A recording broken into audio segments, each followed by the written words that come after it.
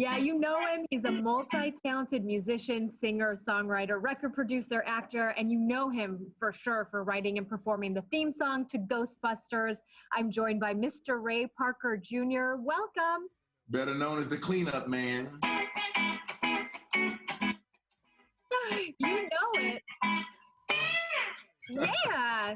First of all, I want to know, how are you holding up during this quarantine? You and I were talking before, we started this interview. You got a whole gaggle of a family in your home right now. First of all, I know I'm very, very blessed. It could be worse if I lived in a one-bedroom apartment all by myself on the 15th floor and I couldn't get down except go past people. But, we live in I live in a home. I have 4 sons. Some of them have wives and girlfriends that are staying with us. My wife is with us. So there's at least 10 people at my house at all the time. So we're swimming, we're having parties with one of my sons, the DJ. So he broadcasts on Instagram every Saturday. So we're making the best of it, but we are getting a little antsy to go outside. I have to ask you, is there one moment that stands out to you where you just got so annoyed with all the people in your home? No, we fight a little bit, but we've been agreeing on a bunch of stuff, and I'm the leader because I'm paying for everything, so they got to shut up.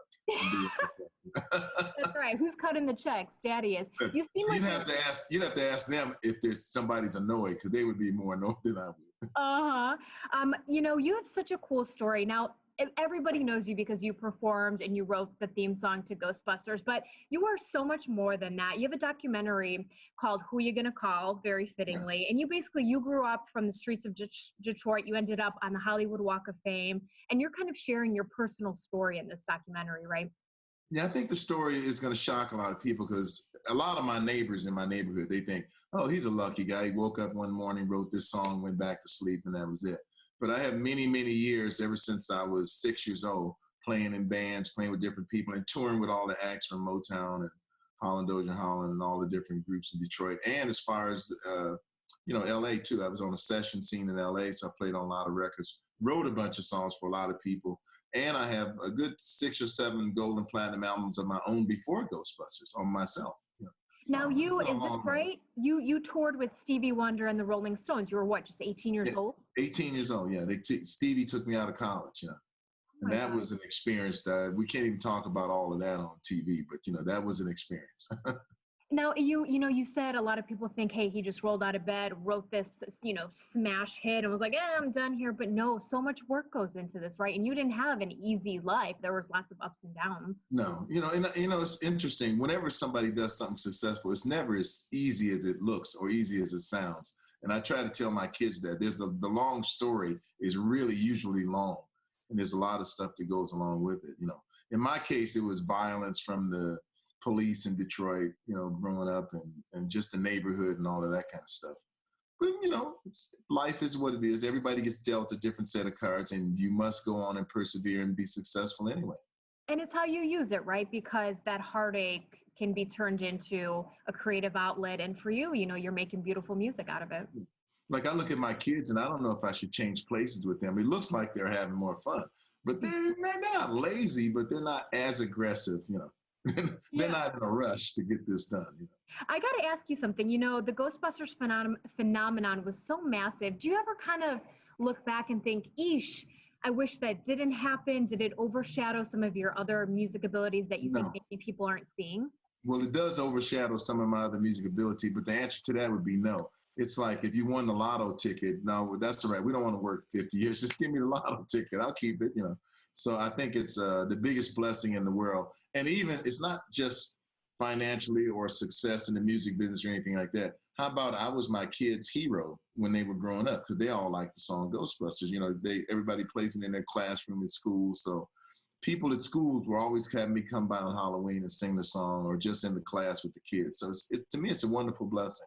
My heart that's got to make your heart warm, knowing that we're your kid's hero, right? Now, did COVID-19 impact this documentary at all? No, we were done with the documentary. The only thing it blew for me was the night we were showing it. We had a big premiere. Mm-hmm. They shut down everything the same night. And then if that wasn't enough, it rained like crazy. Rain came out the sky. And believe it or not, a third of the people still showed up. I was shocked. I mean, we had the, Cinerama Dome in Hollywood, and there was still a third of the people. I was just shocked that they came out in that much rain. I thought the rain was worse than the virus at that point. Now, little rain not going to hold them back. Now, I know we want people to watch this documentary, but speaking of shocking, is there anything in your life that you think people would just be shocked to know? Would be shocked to know that I could talk about. I don't know about that. Oh, that's a very good tease for people to Well, watch. I've been married to the same girl for 25 years, and we've been together 30 years now. Oh, wow. Okay, so what's your secret to staying together? Because that is a long time, and ain't nobody staying together that long these days. I just don't argue with her. I just say, yes, dear, and then I go do whatever it is I want to do. I just don't participate in the argument. Even when she tries to pick it with me, I just don't. Sometimes I hate to admit us ladies do like to pick fights, but you have to just, if you want to stay together, you got to bite your tongue, right? Yes, you bite your tongue, and you know that for the good of all, you just say yes, dear, and just split. And every now and then it costs too much money, but you just pay the money. It's cheaper to pay it now than later. Just get it over with, and just. I love that. We're gonna have you perform a little bit, but before we do, where can people go to get more information on you? How can we watch the documentary? I'm on everything. We can't watch the documentary yet because we're trying. Right. Yeah, we want to tie that to the Ghostbusters movie, and then I have a new record that's going to come out with the documentary and the movie. So there's perfect. a lot. And if they delay the stuff any longer, I could write a book in the meantime. There you go. All right, so play us out, Mr. Ray Parker Jr. Most people like this song. Woman needs love just like you do.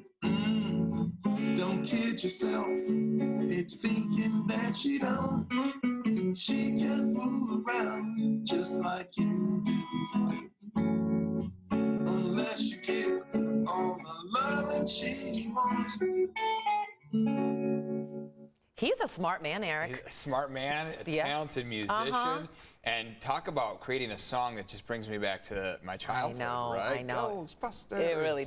Hey, like I said, he's a smart man because happy wife, happy life, just.